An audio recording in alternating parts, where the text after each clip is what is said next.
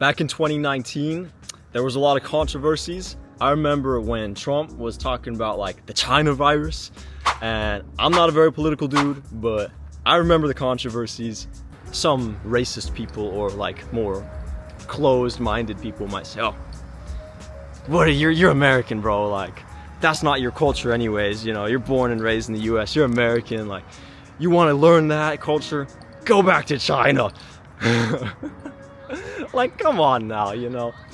Let me have my passion. I've never had someone say that to me, but I mean, there's stories of people saying that shit. Crazy, man.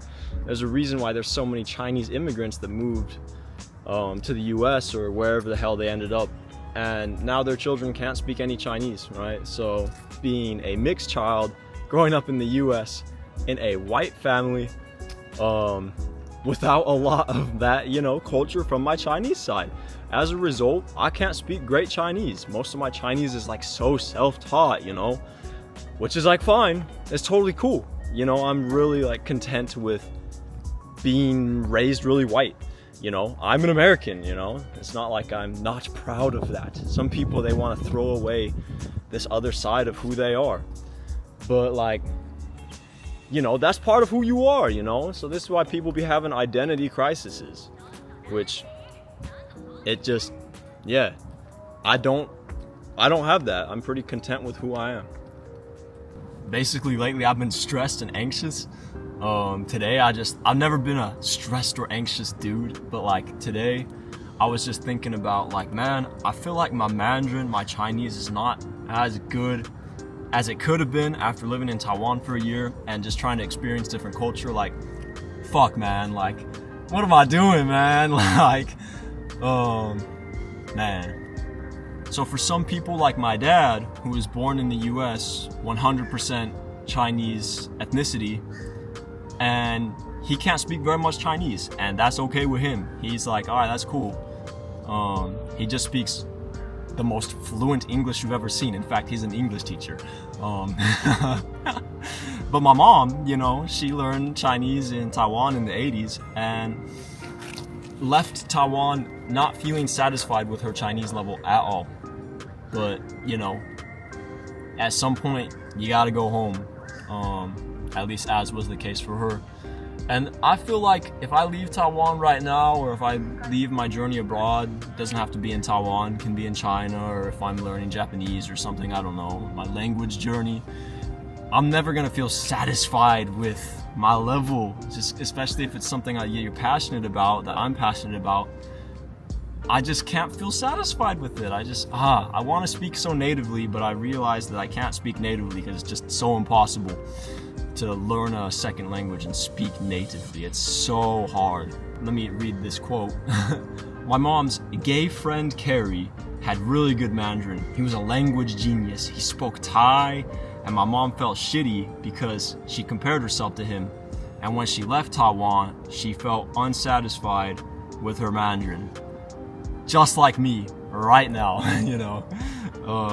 My mom also said that she had a German friend who, because she wanted to be cool, she wanted to speak German just like her German friend, but then later learned that her German friend actually couldn't really speak any German.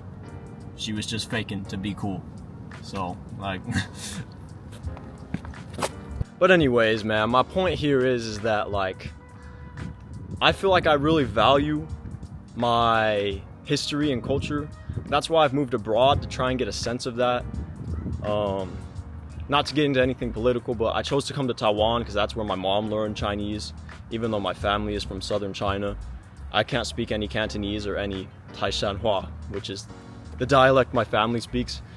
But it's lost now at this point.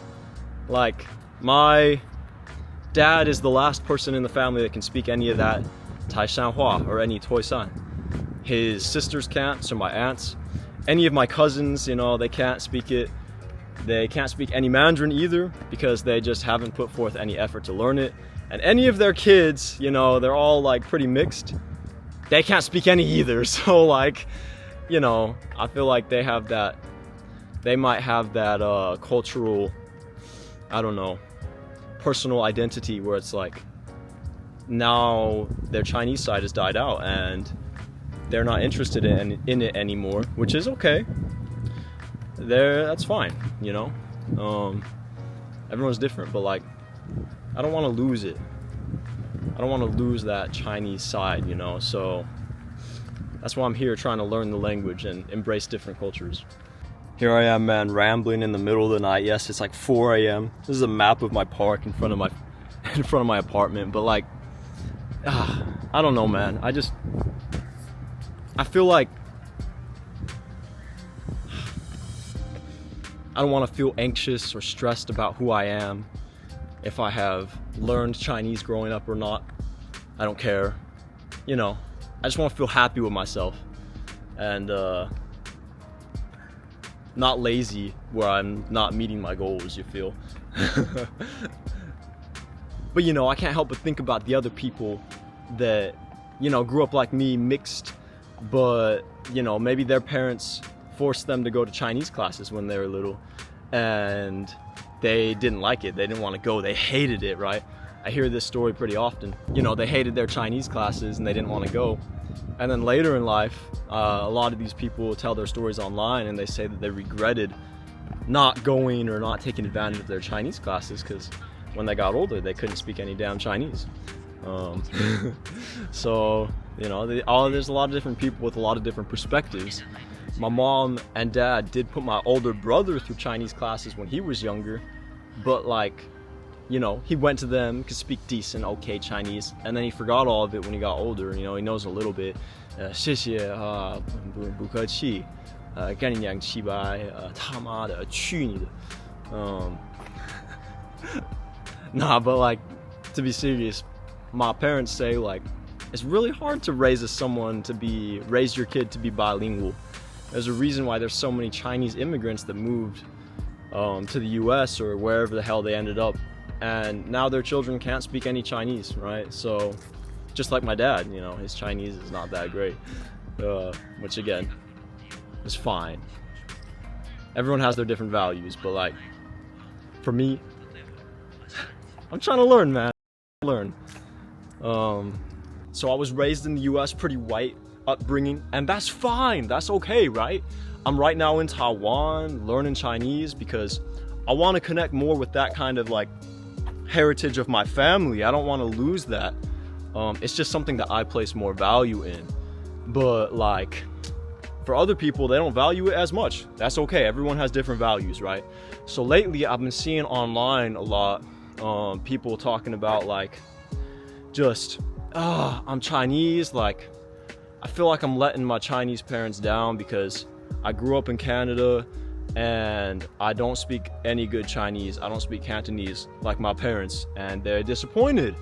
That's the type of narrative that I be seeing.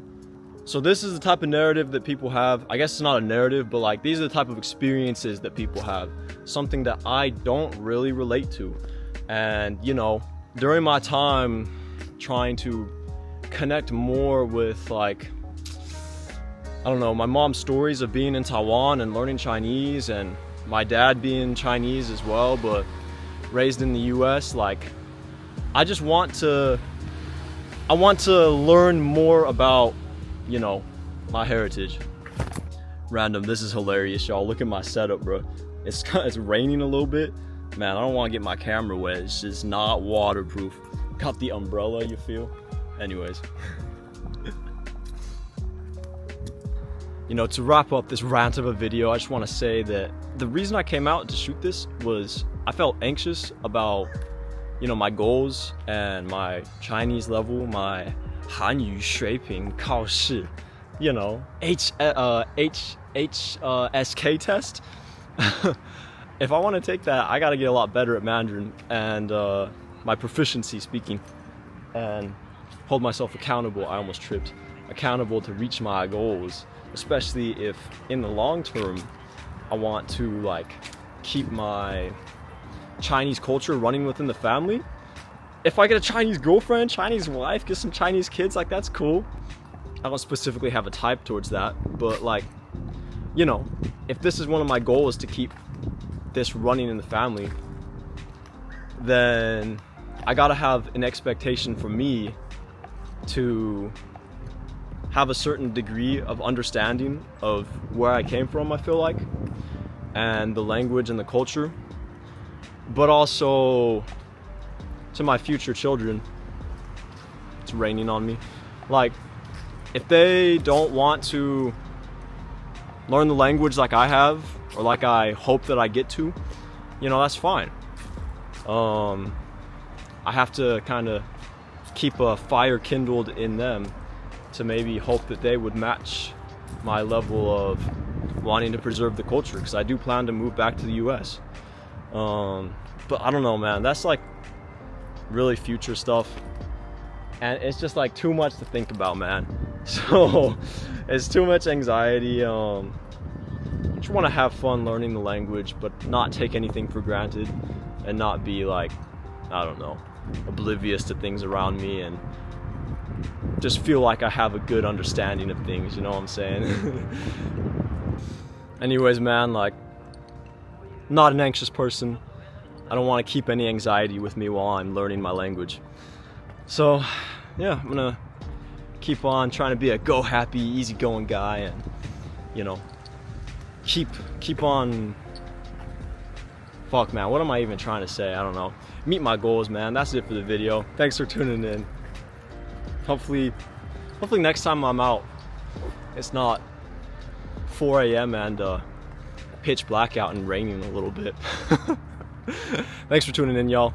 Chow'sLife episode, whatever the hell, in the park. Bye-bye.